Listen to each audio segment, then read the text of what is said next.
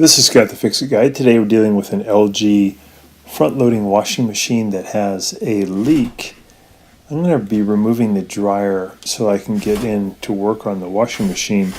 To do that, I'll take out a couple of little screws here on the right and left-hand side that hold the bracket that holds the dryer in place. So I'll remove those two Phillips head screws, pull the bracket out, and then I'm going to get a recycling bin from outside and slide the dryer onto it, and I'll remove the top of the washing machine.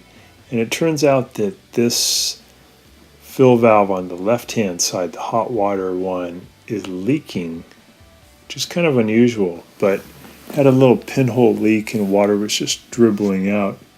So I'm going to be replacing that. So I got the water turned off and unplugged. I'm going to loosen up the hose connection. I already took the little modular power connector off. And I'll just use my pliers to unloosen the hose.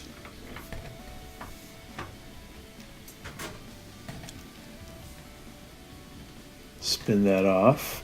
And the one with the red modular connector, that's the hot side.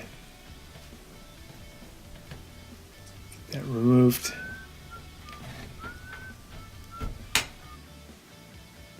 And now I use my pliers to push it on this hose clamp so I can remove the little black rubber tube that hooks to the other side of the fill valve. That's the one bringing the water into the machine. So I'll pull that off. And then I just have two Phillips head screws I've got to remove off the back, and I can just pull the fill valve right out. It comes out pretty easy.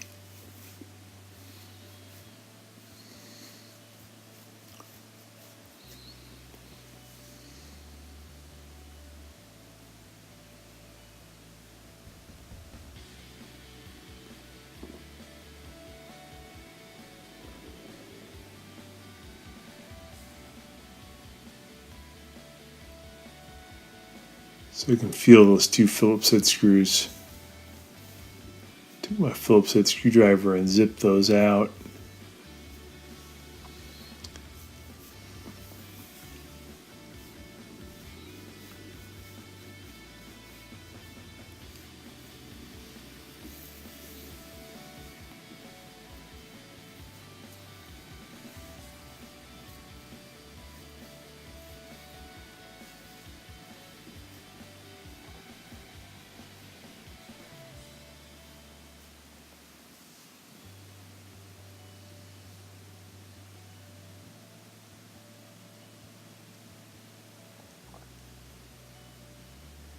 Some of this you can't really see where the screw is, so we're just doing it by feel. I kind of feel with my finger where the screw is, guide the screwdriver over to it. So I got the old fill valve off, and I'll pull that screw out, and then everything's just reverse on installation. I'll get the new fill valve out,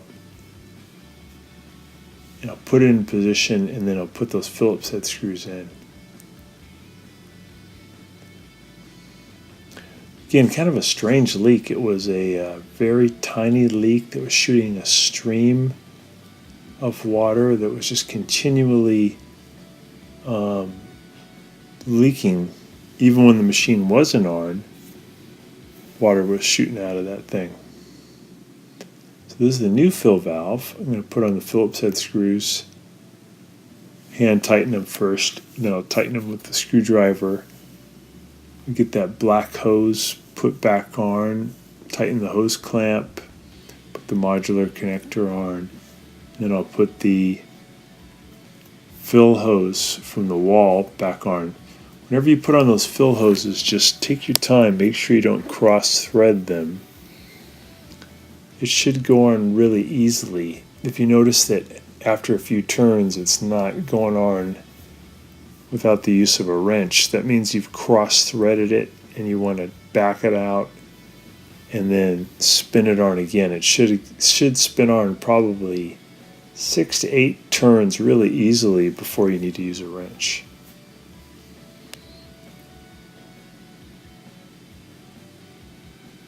Now we're going to put the little black tube back on there.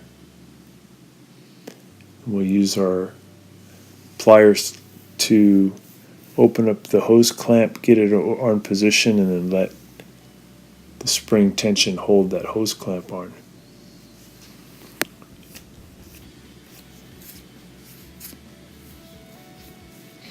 It's kind of an unusual repair. The customer did mention the leak was coming from the back, so it gave me the suspicion that it was probably the fill valve. So I brought one with me. Here's the hose going on. Again, just take your time. Should thread on pretty easily. And then in order to get tight, after maybe again probably 6 to 8 turns, and then you can use your pliers to get it fully on there.